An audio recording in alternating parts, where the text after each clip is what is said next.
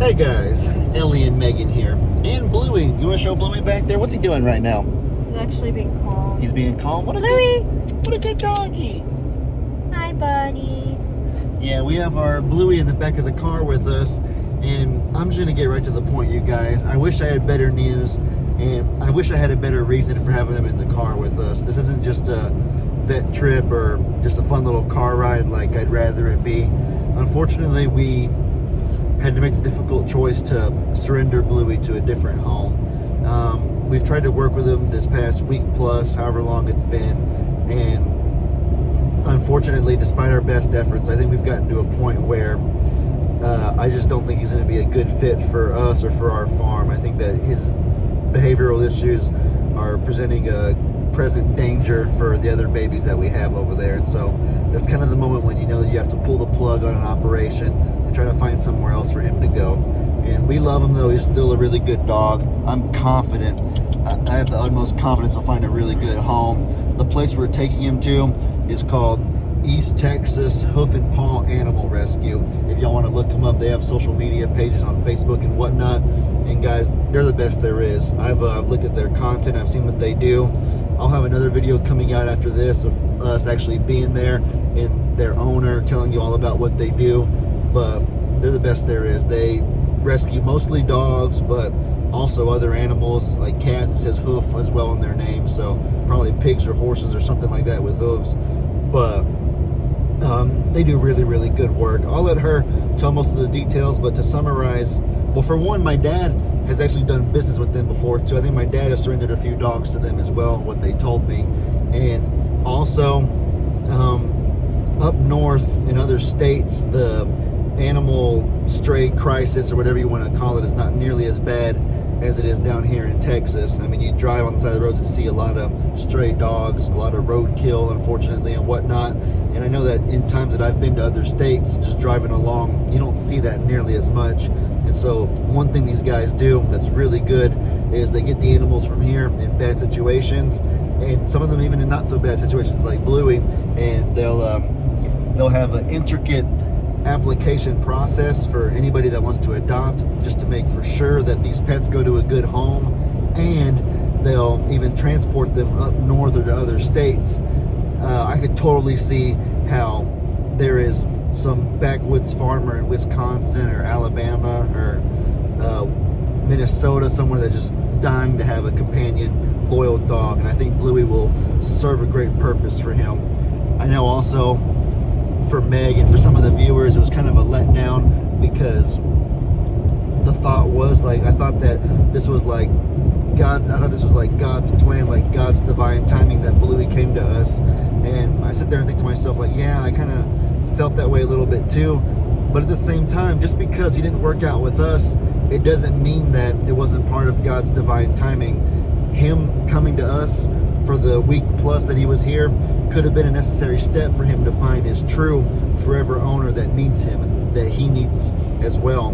And so y'all are probably wondering, like, what happened? Things seem so good. What went downhill? Some of you that haven't watched my videos in the past week or two may not even know who this dog is. So let me just start from the beginning, try to be as timely and as simple as possible. So a little over a week ago, we were hit by Hurricane Beryl, or Beryl as they call it. And Beryl. Somebody said that I was pronouncing it wrong. I don't know. It's Beryl. Hurricane Beryl. Whatever you call it. That hurricane swept through Texas where we live, and we suffered some minor damages, but we lost our electricity for about a week. And we live in the country, so our electricity is also linked with our water because we're on well water. Long story short, we're out of water for a week as well. And so we couldn't use our water hose to fill our animals' troughs with fresh water every day, which needs to happen because it's so hot. And my cousin Brianne asked if she could use one of our pond pastures, our back pond area, for her horses because she couldn't give them fresh water every day. And so we were like, yeah, sure. We moved our animals to our front pond pasture so they could have at least some water, and Bree's horses took the back pond pasture. There's a lot of gates back there. I have a lot of different gates just to make for certain that no undesired predator or intruder can get onto our property. We pride ourselves on having a secure environment for ourselves and for our babies. And I had told Bree I would close the gate, but I guess I got busy or whatever. I went to my dad's house and I left one of the gates open. And this gate, it wasn't even a big deal. It was just one of the miscellaneous back gates that leads to the wilderness or whatever. So it shouldn't even have really been that big of a deal anyway. It's not like it's a gate that leads to the road or that's an entrance from all society or anything. And so about 8 hours, me and Meg were gone, and we get back home pretty late. And as soon as we pull in, we see some big old black wolf looking thing in our yard, and we were like, whoa, what is that thing, Lovey? And so we were confused. We went in there and we found that it was actually a dog, kind of like a German Shepherd husky looking dog, vibrant blue eyes. It was actually pretty sweet, kind of calm and laid back. And so we were thinking to ourselves, okay, like what do we do? Do we leave the gate open and just let him run off wherever he came from? Or do we, I don't know, do we look to rehome him? What do we do? We don't really need another dog. We already have two that fit our needs. And this dog wouldn't leave our side. We opened the gate to try to let him run off back where he came from, and he just attached to us, and we could just tell that he had no intention of going anywhere. So we just went ahead and said to ourselves, like, you know what, it's late, so let's just put him in a stall with some food and water. Let's just deal with this in the morning. Let's get some rest, because it was, already late. And so we did exactly that. The next morning, I got up, I let him out of the stall, and just went about my day. I went to Buddy and Stephanie's house that day, went to Gigi and Pawpaw's house that day, did a lot of different things, even got in my car to do some stuff that day. And he just followed me, even in my car. I have a video of it that I put last week on YouTube or Facebook. Every step of the way, he just followed me wherever I went. And it was just, that's when we knew that, like, we got to get this guy a shot, I guess. For those of you that don't know about my personality traits, one of the biggest things that I admire and I respect and appreciate in a person or animal is when I can tell they have a desire to truly be with me and know me for me. It's one of the reasons I fell in love with my beautiful fiance right here so quickly, is that I could just tell that she wasn't one of those people that I just need a boyfriend, just anybody will do, or I just want to find somebody. I could tell she truly loved and appreciated me for me and only wanted me. And so that's kind of how Bluey was too. And you have to commend that and give him a chance. I was still worried and still hesitant because the unknown of if he has any diseases from where he came, or how he will be with birds and other small animals that we have there. We've had bad luck with dogs in the past, being a little too aggressive with our chickens and our cats. But I made some videos of him, and a lot of you guys that were watching said that y'all thought he had pretty good potential, because even though he would be tempted to chase something, he would listen to me and come right back if I yelled his name, kind of being a stern disciplinarian. Even Meg's family came over, and they used to have they still have a herding dog named Shep, but he's similar to Bluey, but Shep was just a really, really bad dog way back when. They never thought he'd be a good protector or guardian for their goats, because they have animals like that too. But with enough training and with enough time, Shep ended up becoming a great guardian for the babies. And so they thought that if Shep, as bad as he was, could end up being good, then surely this Bluey could turn out pretty good as well. But, and all that seems good. Y'all are probably wondering, like, Ellie, that all seems reasonable. Like, what actually happened? Like, what went wrong? Well, this is kind of the part where things started going wrong. Bluey, to his credit, he would listen to me if I called his name or if I raised my voice at him most of the time. But he just got really, really playful and just kind of was out of control. He would chase our cats a lot of the time, and so I would have to tell him to stop, and it just seemed to be an unbreakable habit. Chasing chickens sometimes, and just chasing other animals. One time I was filling up water for the goats, and Cornholio was way off in the distance, nowhere even near us, not even bothering us, like in a different pasture. And so Bluey, just on his own for no reason, just ran like a bat out of hell, just took off like a mile away, went around one pasture to get into another, and grabbed Cornholio and tried to yell, "Bluey!" And so Bluey listened, and then he came back to me. But why did he go around the corner to grab Cornholio? Like, what if I wasn't out there or something like that? You know what I mean? That was just There was just no reason. There was no reason for it. That was very unnerving for me. And Corny's fine. Corny's fine. You need to say that it wasn't bad. It sounds much worse than it was. No, Corny's fine, but that scared me. And he just can't be left alone. couldn't be left alone. That's another thing too, is that we can't walk on eggshells our entire life. We can't be paranoid about what he might be doing. You have to, at some point, be able to trust him to take care of himself. We have 150 plus animals at our sanctuary. We have to be able to go inside and get a drink of water and relax without having to worry about what he might be doing or what he might be chasing. We have to be able to live our lives. If we want to be able to preserve this lifestyle for years and years to come, we have to take care of ourselves, get good sleep every night. We need to be able to go on a date night, go get some food, be able to go watch a wrestling event. We need to be able to live our lives, protect our sanity, if you will, because a lot of times people in big businesses, I know that they can get so carried away with the work that it'll end up fatiguing them, and it'll just kind of make things really stressful, and then kind of, things can spiral out of control from there. And so we want to run this like a marathon, not a sprint, this lifestyle. That has to make sense. I know y'all get it. Anyways, Bluey also, one day I fed a rooster, and Bluey attacked Rooster. They were tried to fight him off for the food, and Bluey actually, what? You're not following the instructions. I'm not turning the right way. Sorry, no, and we're almost there, so I don't know if you want to pull into a gas station. Okay, yeah, maybe I should do that. I should just pull in somewhere different. We're about to arrive there, and so I don't want to go the wrong way, so I'm gonna try to find somewhere to pull in. But basically, look, literally right there. I don't feel comfortable doing that. I'm sorry, you guys. Just bear with me for a second. Church, but Center of Hope Church. Anyways, guys, long story short, I had fed Rooster, and Bluey went and chased after him basically, and he fought Rooster, and he actually won. He had Rooster pinned to the ground. He made Rooster bleed a little bit. Not bad. It was just a minor cut on his ear or whatever.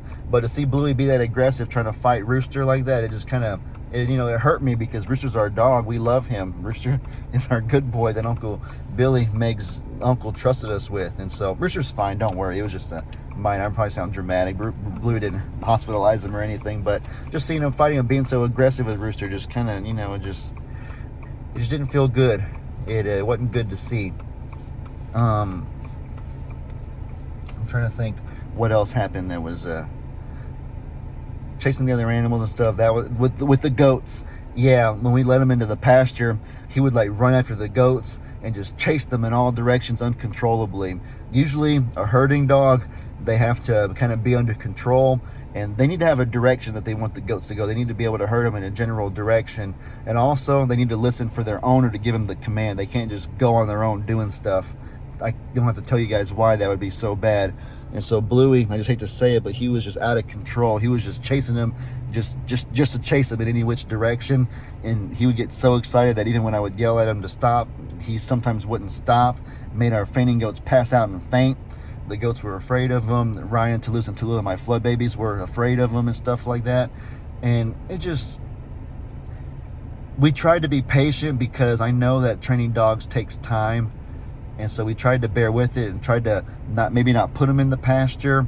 We even ordered a static collar just to try to do the best we could for him, to give him a chance, set him up for success the best we could. But unfortunately, none of that's even the worst that happened. The worst that happened is what made me know without a shadow of a doubt that it was time for him to find somewhere else to go. It breaks my heart even thinking about it. But unfortunately, one of those days, I was outside with Bluey, and I had gotten hot, so I went inside to cool off a little bit. And I saw Bluey sit on the front porch and lay down where I could see him through the glass window. And so I thought it wouldn't be a problem. But just in an instant, he at some point, he jumped up and ran off, and I didn't think anything of it. I thought maybe he was just going to get water from the dog pool, or maybe just even going under the steps to try to cool off a little bit. But in that time that he ran off, he unfortunately, he took the life of one of our babies. One of the babies that I wouldn't say extremely attached to, but I love this baby. I loved watching him. He was so funny, and it just crushes me even thinking about it. It kills me on the inside a little bit. But he got one of our bunny rabbits, our male dude, and he killed him. I don't think he was trying to hurt him. I don't think Bluey's a bloodlusting beast or anything like that. He's sweet rested right now. I think he just saw the bunny running and wanted to chase it, and then I guess he caught it and played too rough, but he did get Dude. And man, it just broke my heart whenever I saw Dude out there. When I realized what had happened, I went on the camera and I saw it plain as day. This Dude was running and Bluey chased him and caught him. I don't even know why the bunny rabbits were out in the heat of the day. That's another reason I probably was okay with Bluey being out for a second, was that it was so hot. Nobody should have been out and active. The bunnies don't even come out except for at nighttime, so I don't know why he was out or like what happened, but it was just at that moment that I realized that we have to throw in the towel right here. Even Meg, when she was sad, she was like, is this where we quit?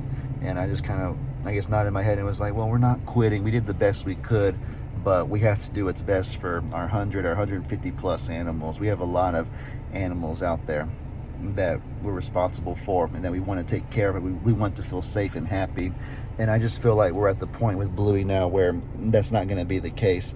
If he already has a taste for blood in his mouth, whether it was intentional or not, then I don't know that it'll ever be a habit that's able to be broken. And like I said, we have so many animals. We don't have the time to just sit with him only 8 hours a day every day just to beat the bad habits out of his head. We have so many other animals to take care of. We have so many other things to do. With the blazing hot sun at this time of the month, we need to take care of ourselves. We've already gotten sick and dehydrated a few times this summer from the heat, so it's just not the right time or place to do this. And I hope y'all can understand that. I'm sure y'all do. I'm sure y'all will understand. But as I said at the beginning of the video, Bluey is going to an amazing home.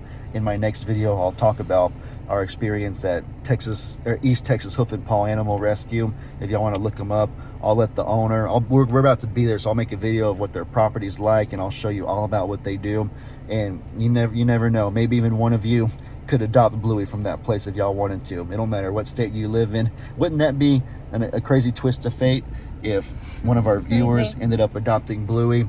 I know there's somebody out there that needs a dog just like this. There's gotta be. There's no way that somebody out there couldn't just have the best bond with this dog right here.